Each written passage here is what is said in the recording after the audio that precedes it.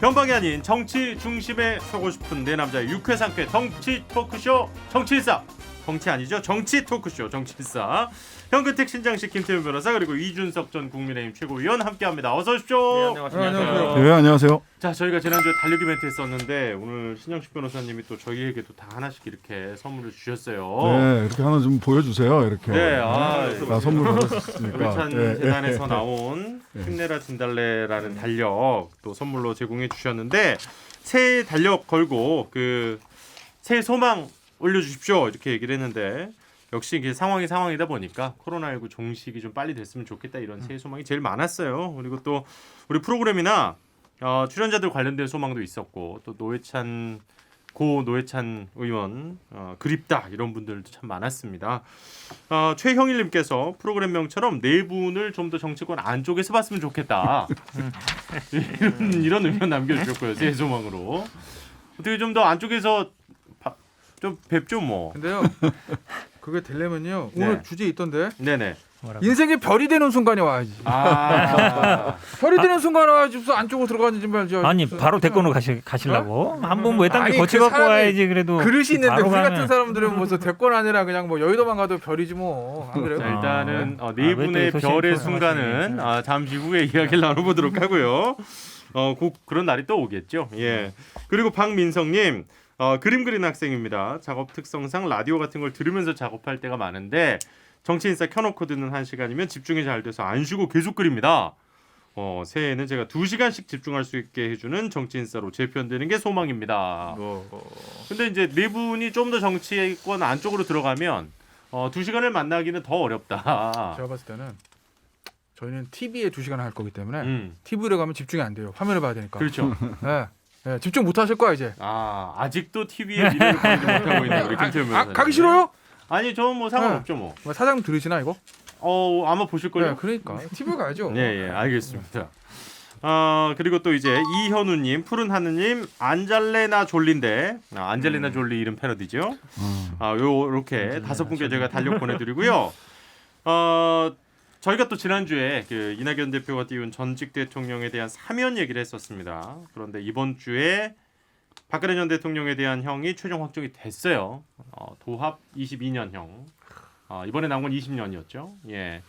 자, 그래서 월요일에 또 이제 다음 주 월요일에 문 대통령의 신년 기자회견이 있어서 이날 또 어떤 답을 할지도 상당히 귀추가 주목되고 있습니다. 과연 뭐라고 할지. 일단은 뭐 형에 대해서는 어떻게 보셨어요? 짧게 좀 정리를 하고 형이요? 그 뭐 저 대법원은 뭐 저 형 확정하는 날 아니니까 뭐 아마 그대로 나온 거 아니에요, 그죠? 예. 그대로 나왔죠. 기각한다 한마디였어요. 상고를 상고를 기각한다. 기각한다. 뭐 어차피 형이 뭐 그렇게 확정될 거는 다 예상이 됐던 거고 결국 뭐 잠시 얘기하겠지만 대통령이 다음 주 월요일에 이걸 어떻게 받아주시느냐 이거 아니겠습니까? 그렇죠. 결국 사면에 대해서 어떤 뭔가를 본인이 먼저 얘기하지 않더라도 기자들이 분명히 질문 이거 할 거고. 네. 그죠? 여기에 대해 대통령의 어떤 결단 그걸 좀 지켜봐야 되는 거죠. 신 변호사님? 원론적인 답변을 하지 않으시겠어요? 국민 통합과 뭐 공정이라는 관점에서 국민들의 의견을 널리 듣고 심사숙고하겠습니다라는 정도 이상으로 진도를 나가기는 어려울 것이다. 선거 전에 판단하기 어려울 거예요. 선거 이후에 4월 전에 어떤 판단을 한다면은 상당히 이게 또 전국의 중심에 서는 순간 사실 여도 지난번에 상당한 손실을 볼 수 있다는 것을 인지했기 때문에 저는 아마 4월 선거를 지나가지고 다만 또 이제 대선 국면이 시작되기 전에는 이 문제를 승부를 봐야 되거든요. 네. 대선에 또 이게 아젠다로 등장할 수 있기 때문에 그래가지고 4월에 선거가 끝나고 7월에 각 당의 대선 경선 절차가 시작되기 전에 이 문제를 아마 대통령께서 마무리 짓지 않을까. 그렇기 때문에 이번 기자회견은 원론적인 얘기만 하고 스킵 할 것 같다. 네. 저도 근데- 사실은 요 네. 말씀에 동의하는데요. 이번 제 워딩 기자회견에서 대부분 뭐 비슷하게 나올 겁니다. 날짜라든지 뭔지를 특정하기 어려운데요.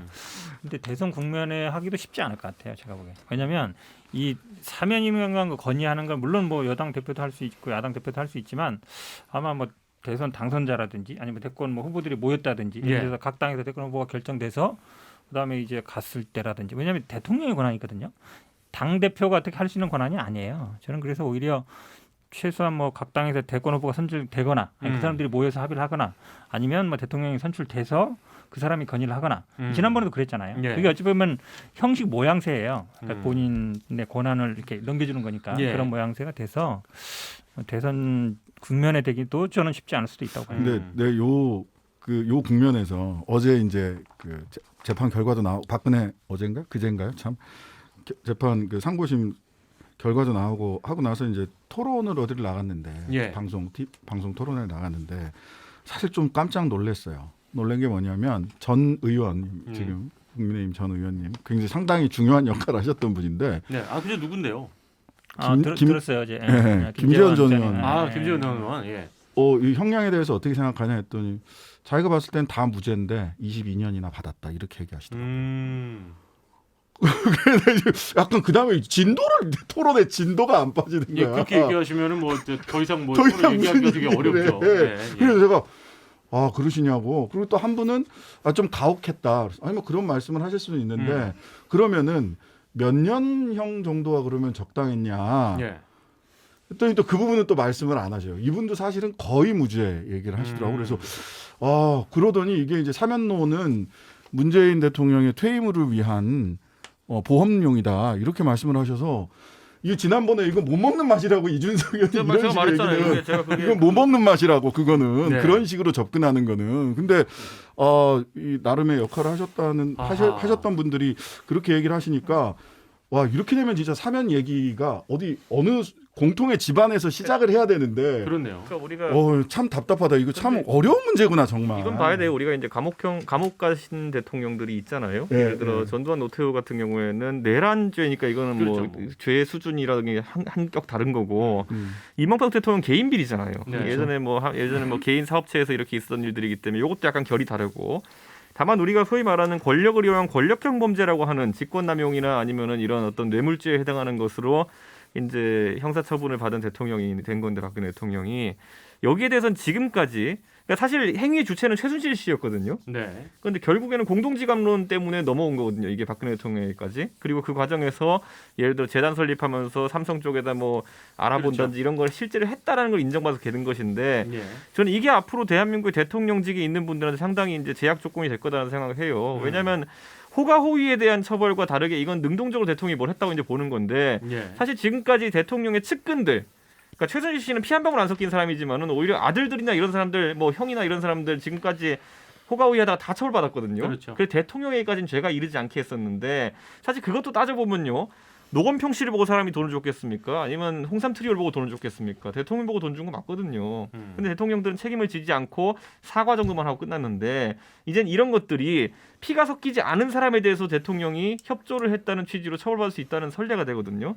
저는 앞으로 이게 굉장히 그물코가 오밀조밀해지는 계기가 될 것이다. 이렇게 보고 근데 진짜 그 대통령 종류가 힘들다. 조금 다르게 볼 수도 있을 어제 것 아마 같은데. 토론회 같은 똑같은 얘기하는데 피부치냐 지금 뭐 주머니냐 그다음에 노건평 얘기 똑같이 얘기하는데요.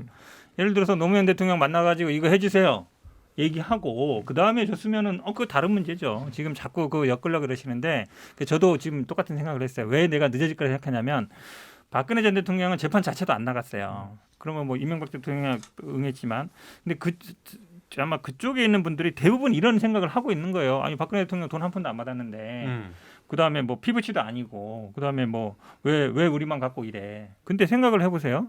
아니 삼성의 이재용이 뭔 일이 있다고 갖다 돈을 주겠어요? 피해자라고요? 아니 재벌이나 사업을 하는 사람들은요. 권력기관에 힘 있는 사람한테 돈을 줄 때는 최소한 그거에 저는 10배 이상, 100배 이상의 어쨌든 효용이 있으니까 주는 거예요. 아니 이재용 부회장이 경영권 승계하는 게 얼마나 중요합니까? 지금 제가 보기에 그거는 몇 조 단위의 문제 효과가 있는 거예요. 예. 그걸 위해서 주는 거예요. 최고 권력자한테. 왜냐하면 최고 권력자의 지시로 결국 국민연금이 움직이는 거거든요. 그러니까 그런 거를 다 무시하고 아니 뭐 내가 돈을 안 썼으니까 그럼 그 돈을 왜 줬겠어요? 그 돈이. 그럼 지금 가장 쟁점이 됐던 게 말 3마리랑 뭐 영재재단 이런 부분이었는데 내가 안 쓴 문제가 없어요? 그 돈을 받았다는 게 문제인 거죠. 어쨌든. 그럴만한 이유가 있는 것이고 또 준 사람은 또 그만한 혜택을 누렸고 그거보다 더 중요한 게 어디 있어요? 돈을 그럼 자기가 받아야만이 문제가 되는 거예요. 알겠습니다. 네. 예, 일단은 4년 전으로 돌아가는 토론이 돼서는 안 되니까. 나 아무 말도 안 하고 있잖아. 그래서 네, 안 그래도 김태현 변호사한테 의견을 좀 여쭤볼까 했는데 네. 앞으로 나아갈 그렇죠. 지난 그렇죠. 일단 일주일 정리와 향후를 빨리 잠시 다녀와서 이야기 시작해 보도록 물어보면 할게요. 한 줄로 말하려고 그랬는데. 한 줄. 저는 불리한 주제는 별로 얘기하지 않습니다. 저희 장수의 비결입니다. 자, 광고 듣고 괜찮네. 오겠습니다. 정치인싸 함께하고 계십니다. 우리 또 문 여는 토크가 생각보다 또 약간 열대졌는데 이제는 4년 전이 아니라 지금으로 돌아오겠습니다. 네. 그리고 다가올 4월을 보면서 이야기를 좀 해볼까 합니다. 자, 안철수 대표 지금 단일 후보 결정과 관련해서 지금 야권의 이제 단일 후보 뭐 논의 이런 것들이 상당히 지금 다시 좀 격론이 벌어지고 있습니다. 안철수 후보 같은 경우에 이제 처음에 국민의힘 쪽으로 뭐 들어오느냐 마느냐 뭐 그러면서 또 이제 그것과 관련한 국민의힘 쪽에 지금 이제 서울시장 후보들과의 뭐 관계 이런 것들을 또 지난주에 우리가 얘기를 꽤 길게 나눴었는데요. 나와 정치를 함께 하지도 않았고 나를 잘 알지도 못하는 분들까지 나서서 나에 대한 근거 없는 비판을 한다. 안철수 대표 입장에서 지금 몹시 좀 기분이 안 좋았습니다. 왜냐하면 나경원 전 의원을 비롯해서 국민의힘 측이 공격성 발언을 지금 이제 계속 좀 하다 보니까 이에 대한 반박이 나온 것 같은데 또 이제 정치인싸 피셜 안 잘 알 우리 이준석 전 최고 좀 어떻게 보고 계세요? 지금 지난 일주일 동안 국민의힘과 국민의당 사이의 이런 갈등 관계? 근데 오늘 뭐 안철수 대표에 대해서 일관적이잖아요. 이분 처음에 등장할 때는 주목받으면서 등장해서 단일화나 이런 정치적 과정이 있어가지고 자기 고집 내세우다가 약간 좀 갈등 유발하고 실제 독자 출마해가지고 이제 결국에는 정책 분야나 아니면 토론하면서 이제 약점을 노출하면서 그 처음에 인기를 유지하지 못하는. 근데 이번에 얼마나 바뀌었을까 그걸 보는 거죠 많은 사람들이. 근데 제가 이제 안 잘 아리라고 표현했지만은 그런 안철수 대표랑 같이 일을 해본 사람 또는 같은 당을 해본 사람들을 통칭하는 것이고. 대한민국 국민 중에서 이 아까 말했던 세 가지 패턴에 대해서 안철수 잘 알지 못하는 사람은 없습니다. 다 알아요. 다 안 잘 알이에요. 그러니까 이게 저는 안철수 대표가 그러니까 결국 안 잘 알들이 그냥 호사가들이 하는 말과 다른 모습을 보여줘야지 충격인 것이고 파격인 것이거든요. 제가 그 어떤 분이 보내주신 거 보니까 놀라운 게 안철수가 달라졌다라는 걸로 네이버 기사 검색해 보면요 매년 떠요. 2013년부터 다 있어요 하나씩. 그러니까 매년 달라지는데 패턴은 같았다. 근데 이제 그게 초기에 국한된 것들, 머리를 바꾸고 목소리를 바꾸고 무슨 뭐 당 색깔을 바꾸고 이런 것들이 눈썹도 바뀌셨더라고. 그리고 뭐 항상 그러니까 이런 거 있잖아요. 그러니까 정치인이 하는 데 있어가지고 달라졌다 했을 때 뭔가 파격적인 정책 방향의 전환 이런 게 아니라 안철수가 달라졌다. 드디어 측근들과 술을 마시기 시작했다. 뭐 이런 거거든요. 그러니까 다른 정치인들 기본으로 하는 것들을 드디어 달라졌다 이렇게 하면 기사가 나는 것들이 있었는데 저는 이제 그만 까고 이제 여기서 주목해야 될 거는 결국엔 단일화 과정에서 안철수 대표가 지금 이제 계속 입당은 안 된다 이렇게 얘기하고 있거든요. 그렇죠. 그러니까 그 단일 후보 결정은 이전거리 분노와 서울시 그 시민들이 하는 거다. 그러니까 이 말은 입당 안 하겠다라는 얘기와 크게 다르지 않아 보이거든요. 근데 입당과 합당을 하지 않겠다는 얘기는 이렇게 해석하시면 되는 게 나는 이번에 서울시장 선거를 어쨌든 나가고 치킨 게임 해가지고 내가 접든지 말든지 그러면은 나는 나가서 이제 서울시장이 되면은 내가 정계 개편을 하겠다라는 얘기를 하는 거예요. 그러니까 안철수 대표가 서울시장에 당선되고 그게 만약 국민의힘에 도움 없이 당선된다 그러면 정계 개편이 가능해지는 거거든요. 거기다가 본인이 그래서 지난번 윤석열 얘기도 했잖아요. 윤석열 총장이 자기 아랫사람인 것처럼 표현하기 위해 가지고 내가 예전에 그 사람한테 비례 제안한 적 있다 이런 식으로 얘기했잖아요. 그런데 그게 뭐냐면은 윤석열 총장은 같이 할 것 같은데 상하관계를 나누고 어쨌든 국민의힘과 다른 제3지대를 구축하겠다는 얘기를 또 하는 거거든요. 그러다 보니까 이제 국민의힘에서 좀 빠릿빠릿한 사람들은 안잘알들은 이제 움직이는 거죠. 저거 이제 시그널이다. 분명히 나중에 가면은 단일화 수틀렸다 그러고 3자 출마하겠다 할 것이다. 그렇기 때문에 이제 그 바람 빼기 작업. 자, 일단은 김종인 그 비대위원장이 3자 구도라도 승리할 수 있다. 지금 이런 얘기를 계속 하고 있고 결국 만약에 단일화를 하더라도 뭐 한 3월 가서 할 얘기지. 지금 뭐 국민의힘 후보가 확정이 되지도 않았는데 벌써부터 자꾸 얘기하는 거에 대한 좀 불편한 기색도 내보였거든요. 일단 김태우 변호사님 분석까지 좀 듣고 그다음에 두 분 얘기도 좀 들어볼게요. 근데 이제 똑같은 얘기를 하더라도 위치에 따라서 메시지는 다르게 해석될 수 있어요. 그럴 수 있죠. 그러니까 저는 김종인 위원장이 그렇게 나오는 건 지극히 당연하다. 당연해. 그건 뭐 그럴 수밖에 없다. 그건 왜 그러냐면 김종인 위원장 입장에서 보면 이게 잘못하게 되면 안철수 국민의당 대표가 당을 다 내주는 꼴이 올 수도 있어요. 지금. 그죠? 그러니까 앞서 이준석 위원 전 최고 얘기했듯이 결국 핵심은 서울시장 단일 후보다 단일 후보죠. 그 이후에 정계 개편의 주도권이 누가 가지냐는 거거든요. 야권은 서울시장에서 이기든 지든 후보가 2번 내든 2번으로 나가든 4번으로 나가든 2번, 4번 다 나오든 네. 케이스는 6가지잖아요. 그렇죠. 어떤 형태로든지 규모의 차이는 있지만 정계 개편이 있을 수밖에 없어요. 음. 거기서 주도권을 누가 쥐느냐. 결국 먼저 시장은 2번으로 나가느냐 4번 나가냐 2, 4번 다 나가냐 이거거든요. 그렇죠. 그럼 거기서 이제 2번을 쥐고 있는 국민의 입장에서 보면 주도권을 져야 되기 때문에 네. 지금 안철수 대표 계속 띄워줄 수는 없는 노릇이에요. 위원장 입장에서 보면. 거기다가 이제 오세훈 전 시장이 안철수 대표 나가는 거 상수로 걸어놓고 스스로를 종속 변수로 만들었기 때문에 부록 오세훈 어, 선생. 그래. 지난주에 우리가 그 얘기를 또 네. 했죠. 계속 띄워져 버렸잖아요 지금. 네네. 그러니 지금 어느 정도 재현을 해야 된다. 그러니 당신 없어도 우리 3자 구도를 이길 수 있어. 단일화 하더라도 3월이야. 그건 왜냐? 2월 동안 당내 후보들을 붐업해서 띄워가지고 그렇죠. 힘을 대등하게 만든 다음에 합당을 하든 입당을 하든 1대1 외곽에서 단일화부터 그렇게 붙겠다는 거예요. 전략성으로는 저는 김종인 위원장 얘기 맞고 그리고 그걸 좀 강하게 표현하기 위해서 그 사람 내가 다시는 만날 거 없어라는 워딩도 당연히 할 수 있다고 봅니다. 예. 제가 그 입장이라도 해요. 근데 제가 좀 우려하는 건 국민의힘 내부에서 안철수 대표에 대한 약간 인격 모독적인 비난 발언들 있잖아요. 그렇게 너무 많이 나오는데 그러니까 나경원 지금 이제 이 후보를 완전히 출마 선언을 하셨기 때문에 아니 예. 나경원 대표도 나경원 대표도 그 지금 정권이 뭐 필요한 순간에 오히려 도움 준 사람 아니냐 아니, 뭐 이런 근데 식으로 얘기를 했어요. 나경원 전 원내대표는 그럴 수 있어요. 왜냐하면 일단 겨뤄주는 라이벌이니까. 네네네네. 라이벌 그럴 수 있는데 그게 별로 상관도 없는 사람들이 하는 거는 나는 이게 큰 판을 봤을 때 결국 도움이 되는 건가? 예를 들어서 나 진짜 제일 놀란 장진영 저 동작가 당협위원장 장진영, 금태섭 이런 분들이 제일 그렇게까지 할 필요가 있나? 아 속담 솔직히 얘기해. 난 이준석 최고도 많이 디스하잖아. 근데 나는 이준석 최고를 이해하는 측면이 있어. 왜? 여기는 한번 붙었던 라이벌이거든. 그 두고 한번 싸웠던 사람이기 때문에 네네. 감정이 안 좋지. 그건 이해하는데 글쎄 뭐 장진영 저기 동작가 당협위원장하고 안철수 전 대표 사이에 무슨 일이 있었는지 제가 알고 싶지도 않고 알 필요도 없으나 어쨌든 본인은 그 밑에도 뭐 했죠? 대변인 했었나요? 최수석 최고위원. 수석 최고 아니 했었잖아요. 같이 일했던 사람이잖아요. 그렇죠. 쉽게 얘기하면 본인의 상사로 있었던 사람이잖아요.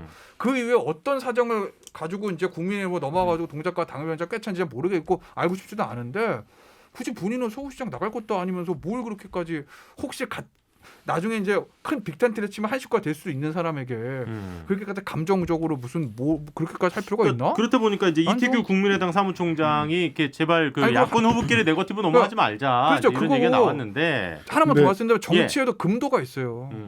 그렇지 않습니까? 아니 근데 제가 그럼 좀 궁금한 거는요. 그 뭘 예전에 이제 박근혜 노리는 이명박 거예요? 대통령도 그 내부에서 정말 막 서로 이미 그때 BBK 얘기하고 막 이제 최태민 씨 얘기하고 막 별의별 얘기 서로 그때 막 서로 공격하면서 했었잖아요. 근데 어떻게 보면은 이것도 이제 야권에서 볼 때는 내부 경쟁에서 그러니까 나오는 조금 선거판에서 정책 공세도 있고 네거티브 공세도 있고 있을 수는 있는데 그래요. 제가 장진영 저 당협위원장의 쓴 글을 보면 이거는 정책 경쟁이나 예를 들면 구도로서의 어떤 정책 싸움 그러니까 예를 들면 김종인 비대위원장하고 안철수 대표는 이 단일화 구도를 놓고 밀당이 좀 있는 거고 그렇죠. 심싸움이 나경원 대표도 전 원내대표도 안철수 대표하고 서울시장 결국 1대1 단일화 붙을 수도 있으니 거기에 대한 어떤 그 싸움인데 그냥 장진영 위원장은 주변 사람들이 그냥 나는 인격 모독하는 것 같아. 그냥 디스. 뭘 노리고 그러는 건지. 중요한 얘기 지정을 하셨는데 왜냐하면 아니, 그거... 사실은 같이 가려면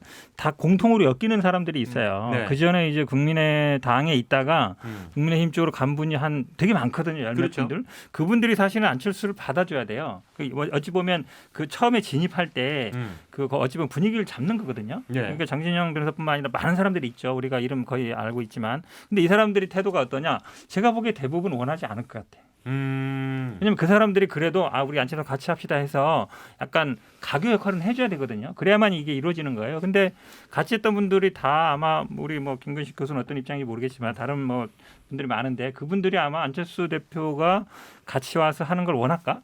제가 보기에는 별로 원하지 않을 것 같아요. 그러면 사실 굉장히 어려워져요. 사실은. 자 그렇게 따지면 민주당 입장에서는 지금 약간 붐업이 안 돼서 조금 좀 답답한 상황이 있을 텐데 그럼에도 불구하고 지금 야권에서 이런 분열음이 계속 나는 거는 조금 다행인 상황 아닙니까? 이제 불구경하는 거죠. 강 건너 불구경만 하고 있기에는 좀 형편이 불구경할 처지는 아닌 것 같은데. 그렇긴 한데 사실은 그 특히 후보가 누구요? 저도 사실은 뭐 똑같은 얘기 우리 이준석 최고랑 같이 하는 편인데 어찌 보면 기본적으로 어떤 공감대나 이게 있어야 되는 건데 안철수 대표는 저는 그냥 간다고 봐요. 그럴 수밖에 없다고 보는데 그런데 사실 안철수 대표랑 삼자간에 간다고 해서 반드시 민주당이 이기느냐? 저는 또 그건 또 아니라고 봐요. 그렇죠. 왜냐하면 결국은 선거 국면이 가면 양당이 나서게 돼 있고 네. 중립지대 가운데 있는 사람이 쭉 줄어들거든요. 안철수 대표가 그 전에도 계속 뭐 앞서 나가다가 초창기 후보도 많고 그다음에 네. 당을 정하지 않은 사람이 많은데 선거 국면이 가면 달라지거든요. 저는 아마 안철수 대표가 갖고 있는 지금 지지라는 건 약간 뜬구름이다라고 보면 뭐 반드시 삼자라고 해서 민주당이 뭐 반드시 이긴다. 저는 그렇게 꼭 생각하지 않습니다. 그러니까 안철수 대표가 그 초반에 이렇게 그 지지율이 많이 나오는 이유는 저는 뭐 오래된 그 자연과학계에서 얘기하는 거 있잖아요. 자연은 진공을 허용하지 않는다. 공백이 있으니까 그 공백에 안철수라고 하는 진공을 허용하지 않는 정치적 공백 상태를 허용하지 않는 유권자들의 눈이 시선이 그쪽으로 가서 나오는 거라고 생각하고요. 굉장히 허수가 많다. 근데 그걸 누구보다도 잘 아는 김종인 대표가 김종인 비대위원장이 야 언급하지 마. 취급해주지 마. 그래서 우리 당 중심으로 다 땡겨와야 돼. 지지자들을 꺼준 돈 받아야지. 지금 꺼졌을 수는 있지만 그게 증여한 돈은 아니야. 그냥 준 돈은 아니야. 결국은 우리가 꺼준 돈이야.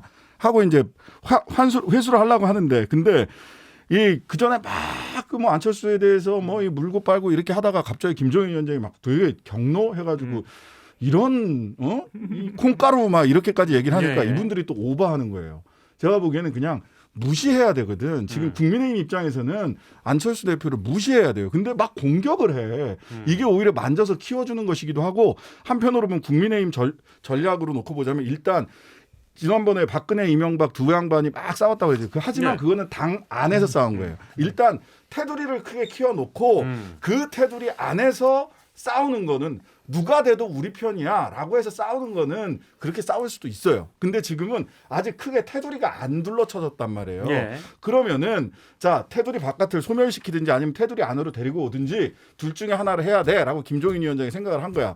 근데 이 테두리를 딱 지금 크게 치는 게 중요한데 본선에서 해야 될 걸 예선에서 막 하니까 이게 별로 사실은 도움이 안 자, 되는 그렇다면 신 거야. 변호사님께 한 가지만 질문 드리고 네. 말씀 더 드릴게요. 그러면 지금 그 국민의힘 쪽에서 이렇게 공격을 계속 하는 모양새가 오히려 안철수 대표에게 단일화 과정에서 좀 유리하다 이렇게 볼 수도 있는 거예요. 아니 근데 저는 이 단일화 과정에서 이게 안철수 대표가 단일화에 별 생각이 없다라는 게 무의식 중에 딱 드러난 워딩이 있어요. 네. 뭐냐면 단일 후보 결정을 이 정권에 분노하는 서울 시민들이 하면 된다. 네. 이 얘기 있죠. 이 네. 얘기는 단일화 협상 제일 끝에 깨졌을 때 시민들이 단일화해 주십시오. 이럴 때 하는 얘기예요. 배짱 플레이 하는 거예요, 이거는. 이거는 옛날에도 저희들도- 맨날 그랬는데 옛날에도 맨날 그랬잖아요. 네, 저희들도 혁신전대 아니에요, 그 혁신전대. 뭐 창원이나 이런 데서 그 전에 민주당이랑 단일화 협상하고 뭐 네네. 이렇게 하다가 막판에 갔을 때 이제 단일화 더 이상 할 수 없어 물리적으로 끝났을 때 네. 결국은 이기기 위해서는 시민들이 단일화 해주셔야 됩니다. 아하. 시민들의 단일 후보가 바로 표로 접니다. 심판해 주십시오랑 똑같은 얘기네요. 네, 그 시민들이 한쪽으로 표 몰아주십시오라고 할 때 쓰는 얘기예요. 이런 얘기가. 근데 이게 아직 본격적으로 들어가지도 그렇죠. 않았는데 이 얘기를 확 꺼내버린 거야 이거. 난 좀 이거 다르게 이상해 얘기했는데. 이거는 네네. 진짜로.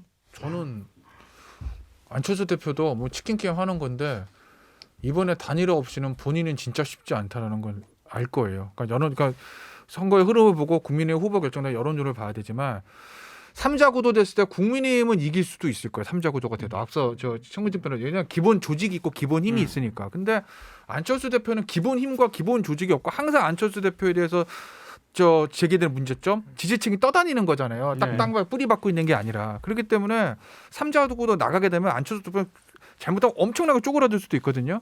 본인이 그걸 경험상 알고 있기 때문에 본인의 스타일과 성향이 어떻든지 간에 이번에 단일화하지 않으면 쉽지 않은 거 본인도 알아요. 그리고 만약에 예. 3자구도 나가서 끝까지 본인이 단일화에 응하지 않아서 만약에 야권이 패배하게 되면 그래도 국민의힘은 큰 조직이 있기 때문에 어떻게 정신 차리고 대선판에 뭐 한번 해볼 수 있는데 안철수 할 수 있는 게 없거든요. 이제 저는 그냥 의사해야 돼. 예? 의사. 정치인들 그냥 의사. 음. 그 안 상태이기 때문에 저는 단일화는 어떤 형태로인지 할 거라고 보고 누가 될지 모르겠. 다만 안철수 대표 그 워딩은 저는 어떻게 이해했냐면 100% 여론조사 1대1 예전에 박원순 박영선 부대. 네. 야, 그럼 국민의힘 후보 저쪽 만들어. 음. 나중에 합당 안 하고 100% 1대1로 국민- 100% 여론조사로 붙어서 내가 이기면 나 4번 들고 나갈게. 음. 그리고 내가 나중에 시장 된다면 정계개표 주도권이야. 니네가 이기면 2번으로 해. 전 이렇게 이해했어요. 그러니까 좀 보시죠 어떻게 되는지. 저는 그러니까 근데 그 안 이거예요. 그래도 지금 말씀하신 것처럼 저번에 이제 그 대구에 또 봉사활동을 한번 총선 앞두고 갔었는데 오늘 또 금요일이죠. 예, 방송 날짜로는 어제 그 선별검사소 가서 봉사활동을 또 하셨어요. 그래서 약간 본인의 그런 좀 전문적인 이미지를 또 한번 보여주고 싶어하는 거 아니냐 이런 해석들이 근데 있더라고요. 이게 있어요. 그러니까 정치진들이 정치적으로 답답하지 않다를 느끼게 해주려면은 시험 과목이 떴을 때 그 시험 과목에 집중해서 답을 내놔야 되는 거거든요. 그렇죠. 예. 그렇기 때문에 예를 들어 예전에 우리 또 다시 얘기하지만은 손학규 대표랑 우리가 미친 듯이 바른미래당에 싸우고 있는데 오랜만에 또 안철수에게는 또 연락하면 답이 없어. 음. 그러니까 이게 뭐냐면은 결과가 어떻게 되는지 우리는 결과에 따라서 약해진 놈을 치겠다. 이게 뻔히 보이는 거거든요. 보면은. 예. 그러다 보니까 이번에도 마찬가지인 거죠. 이제 단일화가 하나의 화두가 되고 입당 문제 아니면 구도 문제를 어떻게 짜느냐가 화두가 됐는데 안철수 대표는 본인의 전문 분야고 당연히 지지율 대중 지지율을 높일 수 있는 영역이니까 의료봉사를 갔겠죠. 근데 정작 지금 숙제는 그게 아니거든요. 지금 보면은. 그러니까 저는 이런 것들이 반복되면은 신뢰관계 깨집니다. 왜냐하면 지금 상황에서는 단일화를 입당을 하라라고 사실 오세훈 시장은 본인 망신당해 가면서까지 어쨌든 17일이라는 시한을 제시한 거고 그게 후보 등록일이거든요. 이제 그런데 이제 문제는 오세훈 시장과 결국 안철수 대표는 못 만나게 됐죠. 그리고 약속 깨고 뭐 이게 이제 네. 보니까 이게 굉장히 저는 여기에 조금 더 정치 전문가들이 붙어가지고 조율을 해야 되는 것이 저는 제가 항상 얘기하자면 제가 어느 정도 여기까지 했냐면은 저는 제가 안철수 대표에 대해 가지고 이것저것 지적했던 이유가 단일화 안 된다는 거였어요. 이대로 가면은. 그렇기 때문에 저는 단일화를 해야 된다는 당이론 속에서 뭐라냐면 안철수 대표가 그런데 입당이나 이런 것에 대해 가지고 전향적인 입장을 밝혀라가 이제 요구 사항이거든요. 왜냐하면 이렇게 가다 보면 아까 신장식 형님 얘기한 것처럼 나중에 가서 국민이 단일화해 주십시오. 이건 난장판이에요.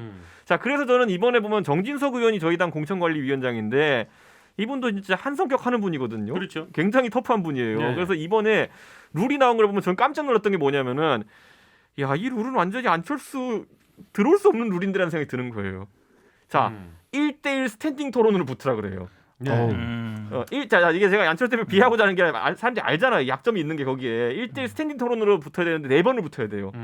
자, 그 두 번째 뭐냐면 여론조사에서 우리 당 지지층과 무당층만 원래 보통 조사를 하는데 네. 그거 관계없이 시민 조사를 하겠다 그랬어요. 자, 그럼 이거에서 가장 타격 있는 사람이 누구냐면은 안철수입니다.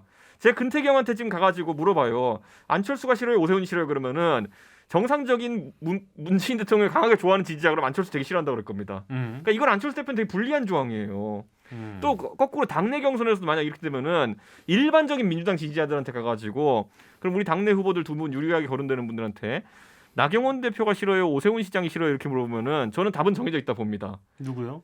근데 말은 안 할게요. 근데 이게 이런 식으로 제가 봤을 때는 이게 굉장히 강한 룰이거든요. 이게 지금까지는 이런 룰이 경선에 등장한 적이 없습니다. 일반 대중 예. 그 여론조사 하자는 것이 저는 그렇다 보니까 저는 우리 당에서도 저는 그런 지점 안 대표가 최근에 하도 언사를 그렇게 좀 세게 하다 보니까 우리도 룰을 강하게 해서 약간 치킨 게임 같이 가는 게 있는데 저는 오히려 단일화를 하기 위해서는 안 대표는 입당을 해야 되는 것이고 우리 당에서는 룰을 풀어야 되는 것이거든요. 그래서 이제 입당만 하면 저희가 제가 유세차라도 입당해서 최종 후보가 되면 안철수 대표한테 제가 유세차 운전해 준다 그랬는데 네. 제가 딴 게 아니라 그거 굉장히 중요한 겁니다. 단일화를 성사시키기 위해 가지고는 내려놔야 돼요. 제가 노무현 대통령을 제가 칭찬 별로 안 하는데 단일화 과정에 대해서 굉장히 칭찬하는 게 노무현 대통령은 자신감 세 글자가 묻어나는 사람이었기 때문에 그렇죠. 정몽준이 아무리 대중 지지율이 높고 이렇게 한다 하더라도 뭐 여론조사님 아니 니네 마음대로 해라 했어요. 그러다 보니까 그런 걸 보고 국민들이 야 노무현이라는 사람 뭐 멋쟁이네 이러면서 몰아준 거거든요. 이진석 최고가 보니까 그래도 단일화에 대한 미련이 있는 것 같아요. 미련이 아니라 이거는 미련이 아니라 네, 내가 솔직히 필요하다고 그러니까 좀 필요하다 보는 보는데 거죠. 사실은 야. 아니 어떤 사람이 안철수 대표가 들어가서 경선할 거라고 생각한 사람 아무도 없잖아요. 아직도 그것 때문에 룰 얘기한다는 것 자체가 제가 보기엔 이해가 안 가고 그러니까 사실 무조건 나는 어쨌든 그냥 단일화하라는 거 아니야 그냥. 가능성이 있다 그러면 이제 만약에 그렇죠. 저쪽에서 정해지면 1대1로 이제 할지 모르겠는데 네. 1대1 단일화 경험이 안철수 대표가 한 4번 정도 했는데 네. 한 번도 깨끗하게 이렇게 아름다운 모습으로 된 적이 없어요. 그러니까 박원순 전 시장한테 그때 단일화 했는지 모르겠지만 어찌 보면 양보한 거고 문재인 대통령하고는 뭐 그날 하고 가버렸으니까 예. 뭐 이렇게 별로 없었고 그다음에 2번 시장 대통령 할 때는 안 됐잖아요 결국은. 그러니까 안철수 대표랑 4번 단일화를 했는데 한 번도 지금 얘기하는 것처럼 이쪽에서 뽑고 이쪽에서 뽑아가지고 박원순 뭐 박영선 모델처럼 한다는 건 저는 그냥 꿈이다. 근데 저는 좀 경험으로 그렇잖아요. 봤을 때. 여기까지만 듣고 예. 제가 다른 주제를 조금만 더 우리가 얘기할게요. 사실은 뭐 안 대표 저는 만나본 적이 없어서 개인의 스타일이나 성향을 알 수는 없는데 사람은 쉽게 변하지는 않는다고 하잖아요. 근데 이제 타고난 기질이 있는데 경험이 쌓이면서 적응을 해가면서 이 판에서 어떻게 살아야 되는지는 경험적으로 체득하는 것이고 이 네네. 인간은 경험적 동물이니까. 근데 이제 문재인 대통령하고 그 단일화 때는 안철수 대표가 정치 시작한 지 얼마 되지도 않았잖아요. 뭐 1년도 안 됐을 때예요. 그러니 본인이 그 감정을 사실은 숨기지 못하고 미국 가버리는 거죠. 진짜 그러면 안 되는 거거든요. 사실은 네. 정치 초보가 하는 겁니다. 선거 당일에 바로 그럼요. 그거 그건 정치 초보가 하는 거지. 동네 끝나기 경선도 전이었을 거예요. 네. 네. 동네 지금 뭐 국회의원 경선도 아니고 대선을. 근데 어쨌든 그러고 나서 10년은 지났어요.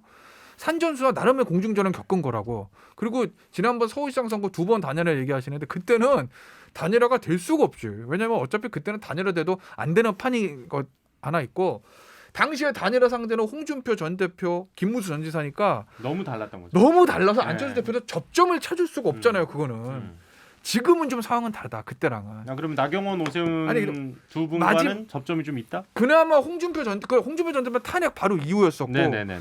저 그리고 김문수 당시 전 지사는 제가 그냥 얘기 더 안 할게요. 네네. 네, 그렇기 때문에 점점 없지만 예. 네, 지금은 어찌됐든 간에 대선을 앞두고 정기 개편도 있어야 되고 마지막 기회인데다가 그래도 국민의힘이 예전과는 그래도 조금 다르게 볼 수는 있어요. 안철수 대표 입장에서 보면 예. 그래도 접점이 예전보다 생길 가능성이 좀 있지 않겠느냐. 저는 그래서 좋습니다. 이거예요. 저는 예. 단일화에 있어가지고는 요 얘기까지만 드릴게요. 감동 있는 단일화라고 보통 사람들이 얘기하는 거는 뭐 반전이 일어나고 이런 것도 기대하는 사람들도 많은데 결국엔 결과를 모르는 상태에서 들어간 단일화가 제일 감동 있는 단일화예요. 그 과정에서 치열하게 경쟁하고 하는 게 중요한 건데 이 단일화판에 있어가지고 아까 안철수 대표가 말했던 단일화 이한에서는 내가 후보가 되지 않을 수도 있어라는 생각을 해갖고 단일화에 참여하는 것이 굉장히 중요한데 아까 말했죠. 당내 경선 안 한다 그러잖아요. 당내에 들어가서는 안 네. 하고 당내에서 원샷으로 당그 트랜스 하는 거 안 하고 1대1로 나중에 단일화 하는 것만 그렇죠. 다들 의향이 좀 있는 건데 네. 그러니까 저는 그런 거예요. 자, 그 구도화에서 만약에 내가 지는 단일화는 안 돼 이러면은 자 지금 그 형식을 정해놓지 않으면은 예를 들어 지금부터 한 달 동안 예를 들어 국민의힘에서 그 경선을 해가지고 붐업이 좀 됐어요. 나경원이든지 오세훈이든지 다른 후보든지 굉장히 인기가 좀 올랐어요. 예. 그래가지고 대중 지지율에서 안철수 대표를 추월하는 상황이 나왔어요. 그렇게 했다면 안철수 대표 갑자기 그 상황에서 나 질 것 같은데 단일화 안 해야지 또 이렇게 나와버리면 그거는 지금 시작하는 의미가 없는 거예요. 그래서 그러니까 많은 사람들이 룰에 대해 가지고 집착을 하고 빨리 그런 대화를 이끌어내길 바라는 건데 결과 보고 내가 되는 것만 하고 아니면 안 하겠다 이렇게 가버리면은 그거는 지금 파열음 나는 것보다 3개월 뒤에 파열음 나잖아요. 그거는 선거 해볼 필요도 없는 거예요. 그런데 이거를 우린 너무 많이 봤기 때문에 안 잘 알들은 두려워하는 거예요. 그러니까 일단 이준석 전 최고는 어쨌든 야권 단일화가 필요하다는 거에 대한 필요성을 워낙 절감하다 보니까 더 이런 단일화 얘기를 하시는 해야죠. 것 같고. 근데 지금 아까 이제 이준석 전 최고가 이름을 밝히진 않았습니다만 여권 지지자들까지 만약에 이제 그 투표 인단이 된다면 되게 불리할 거라고 말씀하신 분이 이번 주에 출마 선언을 하셨어요. 출마 선언을 하셨는데 뭐 나경원 전 의원 얘기죠 뭐. 잘 아시네. 나 잘 알아요. 예, 나경원 전 의원의 출마 선언. 요거는 어떻게 보셨는지 일단은 좀 진보 측 두 분께 좀 들어볼까요? 뭐 출마 선언 자체도 괜찮았고요. 그러니까 자리가 어찌 일단 보면 타이밍, 그러니까 위치는 위치 이태원 그렇죠. 거기 이제 지금 가장 왜냐면 힘든 분들 그 골목 쪽에서 이태원이나 홍대 이런 데 가요. 지금 집합금지 때문에 굉장히 피해가 많은 데거든요. 그렇죠. 근데 그 다음에 어디 갔냐 했더니 재건축인데 굉장히 이제 안전진단 대니 많이 이런데 50한 3, 40년 좀 된 아파트에 갔더라고요. 예. 그러니까 어찌 보면 핵심을 잘 알고 있는 거죠. 소상공인, 그 다음에 부동산 문제. 그러니까 정치는 그래도 좀 해봤다. 왜냐하면 처음에 출마 선언을 할 때랑 그 다음에 처음 가는데 기다리다 따라가요. 그렇죠. 그 다음에 안 가거든요. 네네. 사실은 그런 면에서 보면은 그래도 뭐 감각은 있는 것 같다. 그리고 아마 국민의힘도 여성 가산점이 있는 걸로 알고 있거든요. 네네네. 여성 가산점이 있고 그러면 저는 뭐 그다음에 오세훈 전 시장이 이번에 출마 선언하면서 구겼잖아요 모양을. 그러니까 제대로 출마 선언은 아직 안 한 거잖아요. 제가 엄밀히 보기에 말하면. 해도 아마 많은 사람들이 많은 언론이 관심을 갖지 않을 것 같아요. 그러니까 엄밀히 말하면 출마 선언 안 한 거잖아요. 그렇죠. 안 했어요. 그리고 예. 지난번에 또 뭐 예능 나와서도 굉장히 시청률도 나름 나왔고 그만큼 네네. 어찌 보면 관심을 받고 있어서 현재 안철수 대표 말고는 아마 최고 관심을 받고 있는 거 제가 좀 유리하지도 않나. 당내 계속 칭찬을 하시는 게 예, 알겠습니다. 아니 현실적으로 그렇게 그대로 보이는 받아들여도 거예요. 될지 예. 제가 모르겠는데. 추장관 칭찬하는 거랑 똑같은 거예요. 서울시장 후보. 아닌데 난 이게 진심으로 하는 얘긴데. 네. 예. 아니 신 변호사님은 약간 뭐 슬로건도 그렇고 그 전까지 지금 말씀해주신 대로 그 전까지의 약간 좀 귀족적인 이미지를 벗기 위한 노력들은 좀 많이 보였다 이런 평가들이 많은데요. 일단 참 안철수 관련해서 한 말씀만 네네네. 안철수 대표 반문 말고 컨텐츠가 없어요. 그러니까 서울시 앞에 놓인 서울시장 선거를 해야 되는데 자꾸 서울 외곽순환도로 타고 경부선 타고 돌아다녀요. 좀 서울에서 서울 얘기를 좀 하셔라라는 말씀을 말씀을 좀 그만 타고 예. 그 말씀 드리고 싶고요. 네. 이 그 독하게 섬세하게 해요. 나경원. 맞아요. 예. 왜 이렇게 했는지 알겠어. 근데 사람들 머리에 섬세하게가 남을까 독하게가 남을까? 독하게 남죠. 그거라는 이게 거예요. 목표예요.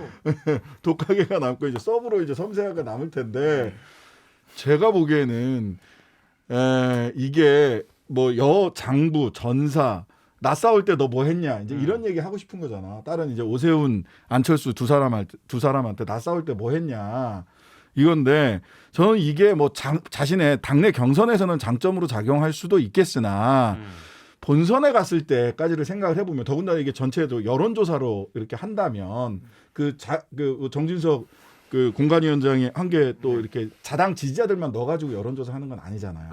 그러니까 이 독하게 섬세하게 해서 이 독하게가 독이 될지 본인에게 약이 될지 저는 약간 독이 될 수 있겠다라는 걱정이 좀 돼요. 그러니까 일단 섬세하게는 이제 그 엄마의 마음 뭐 이런 것들을 또 강조를 했는데 아니 그러니까 독하게 섬세하게 하니까 아내만 나가서 섬세하게 보여줬는데 네. 그 어디야 가로세로 연구소에서 단독 인터뷰하고 이런 게 이제 독하게잖아. 근데 아내의 맛은 이렇게 처음에 이미지 좋게 이렇게 지나가지만 가로세로 연구소에서 출마 선언을 했다. 사실상 내용상으로는 형식상으로는 뒤에 했지만 이건 계속 쫓아다닐 거거든요. 형님이 다시 한번 이런 식으로도 언급하면 도와주는 거야. 거기에 형님 넘어간 거야 지금. 두 마리 토끼를 과연 다 잡을 수 있을지. 독하면서도 섬세하게. 네. 아니 근데 요거는 오히려 이쪽 의견을 듣는 게 좀 더 나을 것 같아서 여쭤봤고요. 그거 하나만. 그러니까 지금 왜 자꾸 야권 후보들만 계속 얘기를 하냐 하실 텐데 여권 후보는 지금 말할 사람이 없다는 것도 되게 큰 문제고요. 그러다가 보니까 이제 나온 분이 이제 김동연 전 경제부총리죠. 예. 나오세요? 말도 안 몰라요. 되지. 저도 정확히 알 수 있는 입장이 아닌데 이런 얘기 할 때마다 우상호 의원 의문의 일패.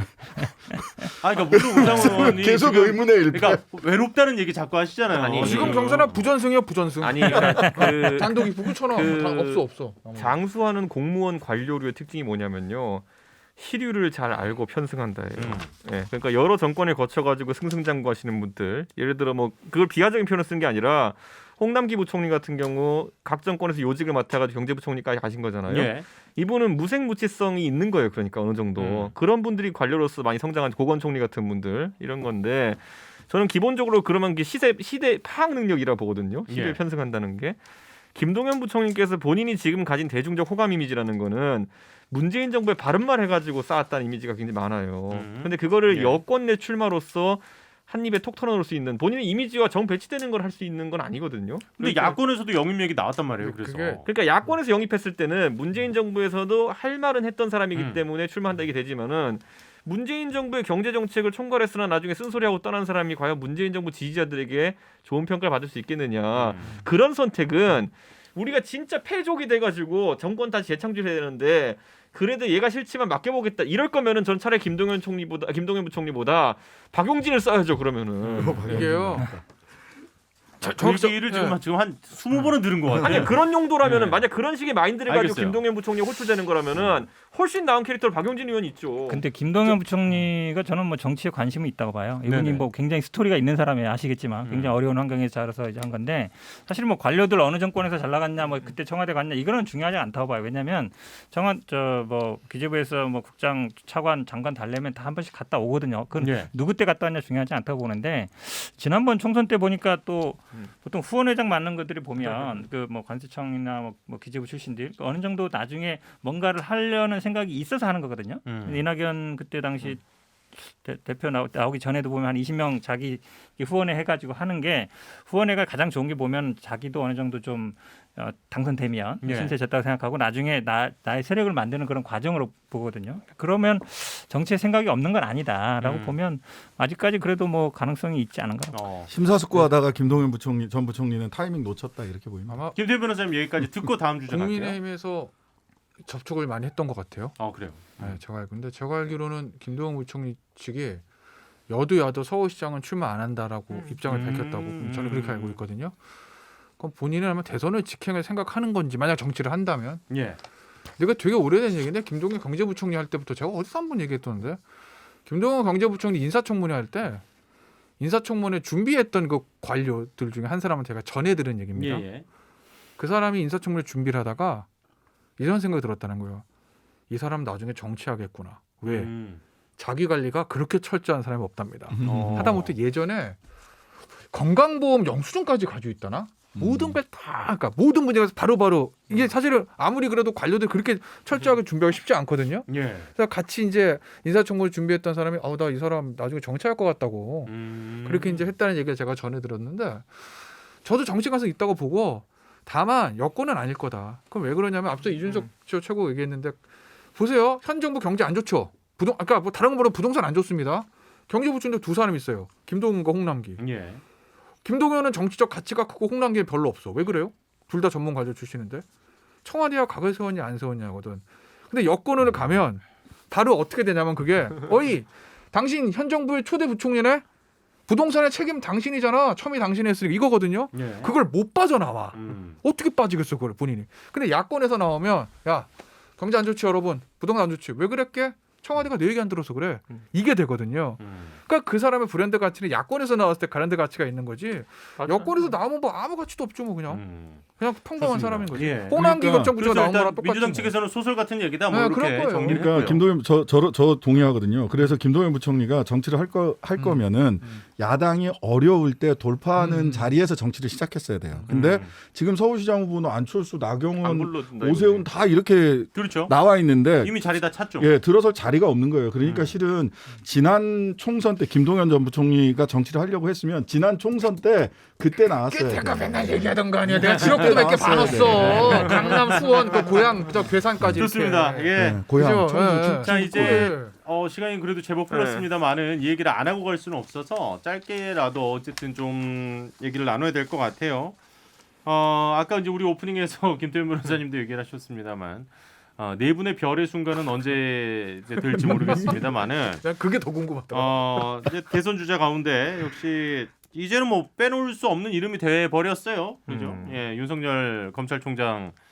이제 별의 순간이 왔다. 김종인 비대위원장이 이제 그런 얘기를 했습니다. 인간이 살아가는 과정에서 별의 순간은 한 번밖에 안 온다.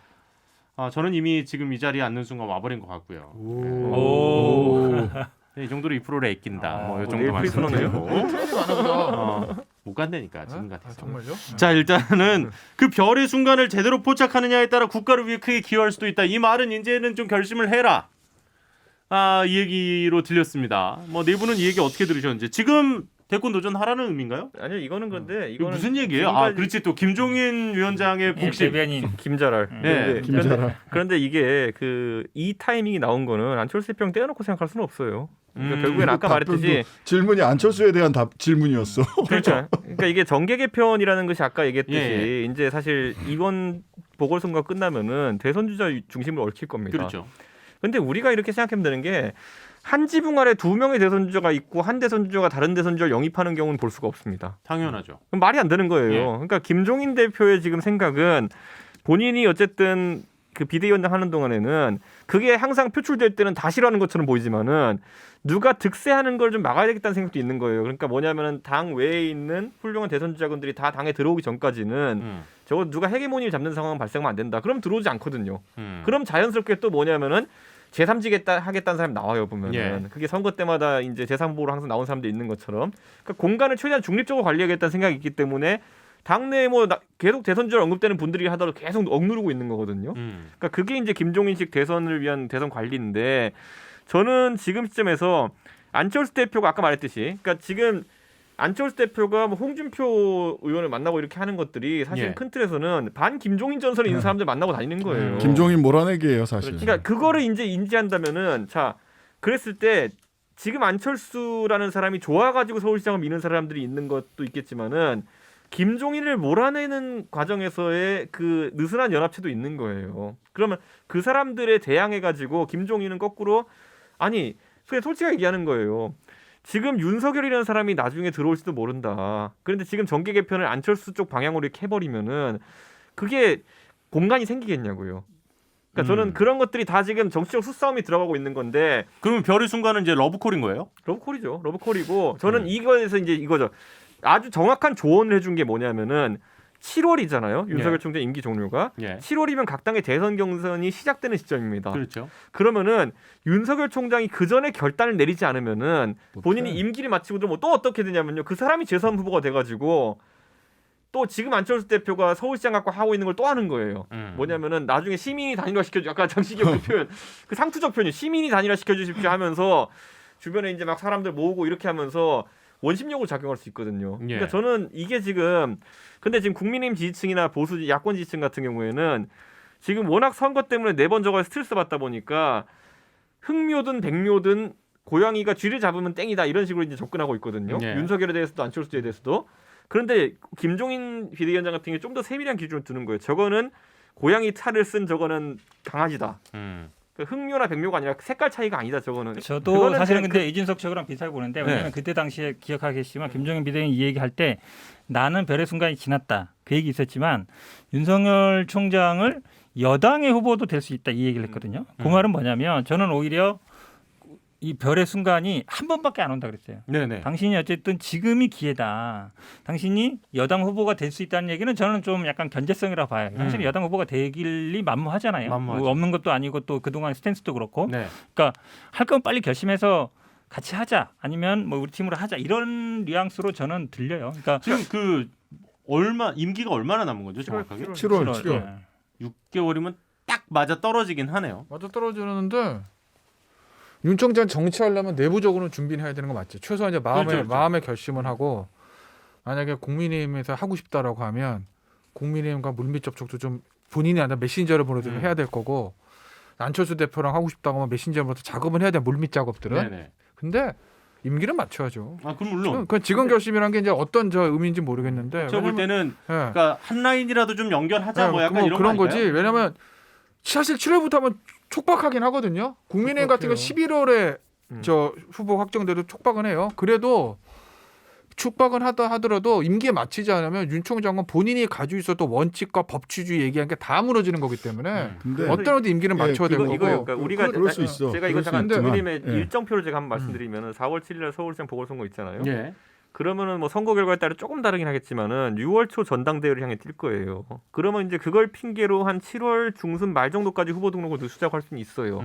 근데 그 시점보다 더 뒤로 넘어가게 되면은 문제가 뭐가 생기냐면 지금 우상호 의원이 볼멘 소리 하는 것처럼 누구를 기다리기 위해 가지고 대선 전쟁 절차를 늦추자는 거냐 이런 식의 그렇죠, 얘기가 나오면은 그렇죠. 윤석열 그건 총장이 문제가 상당한 될 수 있죠. 타격을 입어요. 만약에 입당할 생각이 있다 하더라도. 네네. 그러니까 저는 그런 것들 때문에 김종인 위원장이 현실적인 제안을 하는 것이고 거꾸로 이것도 있어요. 김종인이 있을 때의 윤석열 총장의 결단과 김종인이 없을 때 윤석열 총장은 도움을 받을 수 있는 수준이 달라요. 자, 근데 제가 조금 궁금한 건 뭐냐면요.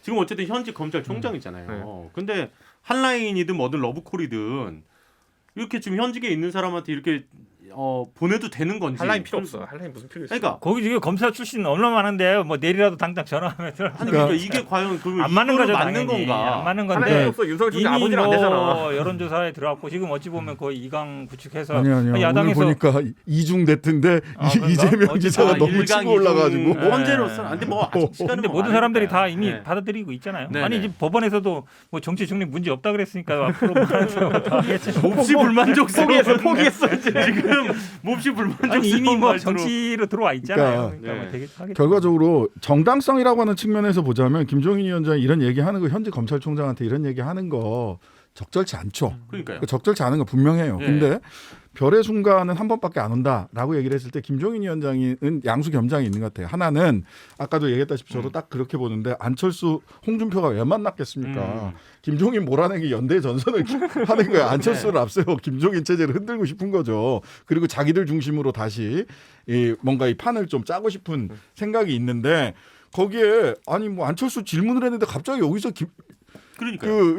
그 윤석열 총장이 얘기를 한단 말이에요. 그러니까 이거는 견제구예요. 기본적으로 안철수 중심으로 나 몰아내려고 하는 사람들에 대한 맞아요. 윤석열도 있다. 그러니까 너는 아니야 이거지 안철수 대표한테. 그러면서 이게 견제구를 하나를 날린 거고 그 다음에 김종인 위원장이 생각했을 때 이거는 윤석열 총장이 말 그대로 별의 순간을 맞으려고 하려면 지금쯤 결단해서 들어와서 지금 당장 컨텐츠가 막 보여주지 않아도 되는 시점이 4월 선거예요. 네네. 누가 손들어주고 여기서 이겨봐. 그 다음에 대선 출마까지 컨텐츠는 그때 만들어라 이거지. 그러니까 별의 순간은 지금이다. 지금 결단해서 서울시장 선거에서 기여하고 그 힘으로 탄력받아서 쭉 가는 것이 당신에게는 별의 순간이 될 수 있는 마지막 기회다. 왜냐하면 이게 똥별이 될 수 있거든. 예. 별똥별. 잠깐 빛나고 나중에 싹 사그라지는 그 시점 놓치면. 저는 근데 정당한 얘기예요. 김태현 변호사가 얘기해요. 임기 맞춰야 되고 본인의 트레이드 마크인 법치주의 이런 거를 하려면 임기 맞춰야 된다는 맞지만 정치적인 논리로 보자면 지금이 정치적으로 힘을 몰아갈 수 있는 거의 마지막 시점이다. 시점은 그렇긴 하지. 저는 그러니까 정치만 보면. 이거 그러니까 정치만 봤을 때는 예를 들어 아까 제가 말했던 것처럼 지금 김종인 위원장이 4명의 복당 가능한 의원들 있잖아요. 윤상현 의원 포함해가지고 네네. 거기에 대해 가지고 딱 선을 긋잖아요. 윤상현, 홍준표는 안 되고 권성동하고 이쪽 김태훈은 된다 이거잖아요. 네네. 이런 것들이 아까 말했던 그런 갈등 구조화에 있는 거고 아니다 다를까 윤상현 의원 안철수 지지선을 했잖아요. 그렇죠. 그러니까 이게 지금 이 약간 못 들어오는 거야. 패싸움이 되는 거고 자 그럼 이 구도에서 어떻게 극혀버리냐 그럼 예를 들어 윤석열 총장에 대해 가지고 김종인 위원장이 이렇게 발언하잖아요. 그러면 나중에 윤석열 총장이 나중에 경선 절차는 어떻게 뛰어든 데 있어가지고 뭐 룰대로 하면 될 것 같지만 사실 경선 과정에 있어서는 편이라는 게 엄청나게 많이 존재하거든요. 아무래도, 예. 입당 시기도 그렇고 이런 거 있어가지고 김종인 위원장은 본인이 임기에 있을 때 그걸 해결해주겠다는 제안을 한 거예요. 사실상 이제 그 정도의 편의를 봐주겠다는 것이고 만약에 이제 6월 지나가 전당대회가 만약 돼가지고 새로운 지도부가 들어서잖아요. 예. 그때 전당대회에서 누가 득세하냐에 따라 가지고 윤석열 총장 들어오는 걸 굉장히 맞득지 않게 생각하는 사람이 있을 수 있어요. 예를 들어 암묵적으로 다른 대선 주장 결탁한 사람이면 뭐 그럴 수 있죠.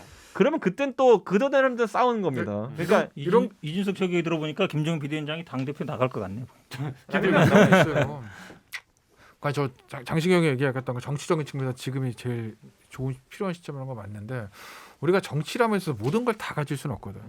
모든 걸 다 천시와 천지인이 다 나한테 맞출 수는 없잖아요. 예. 그러면 취사 선택가 돼서 하나를 놓치면 하나를 버려야 되는데 지금 들어가서 그만두고 지금 들어가가지고 어떤 정치의 실리를 얻는 것과 7월에 임기에 맞추고 들어가서 명분을 얻는 것을 뭘 선택해야 되느냐라고 하면 윤석열이 가지고 있는 브랜드를 생각하면 저는 명분을 택하는 게 맞다. 그래서 제가 만약에 참모라면 힘들어도 작업은 밑에서 저희들이 할 테니 참모는 만약에 해주세요. 누군가 하고 있는 사람이 알고 있는 것 같아. 아니야. 몰라. 잘 아는 분이 하고 있는 것 같은데. 잘 아는 분 내가 얘기를 해주세요. 그 얘기를. 그럴까요? 아니야 제가 진짜 그 반기문 총장 사례 때문에 그러는 건데 네네. 반기문 총장 참모들이 그랬다는 거 아니에요 보면은 끝까지 늦춰가지고 바른정당이 창당되고 쟤네들끼리 내분 끝나고 당 만들어지면 그때 꽃가마 타고 갑시다. 들어가라 이랬는데 꽃가마 타고 들어오다가 인천공장은 철도에서 막혔잖아요 그게. 그렇죠. 그러니까 저는 이게 말한 게 뭐냐면은 별의 순간이라는 거는 되게 미묘한 것인데 저는 윤석열 총장이 아까 말했듯이 저도 그건 반대. 지금 아무 일도 없는데 갑자기 시건을 하면서 네네. 7월 전에 그냥 내 임기 때려치고 정치하겠다 이러면은 국민들이 뭐야 정치하려고 그랬다 이럴 거예요. 근데 제가 굳이 언급하자면은 타이밍이 없으면 만들어내는 것도 능력이에요.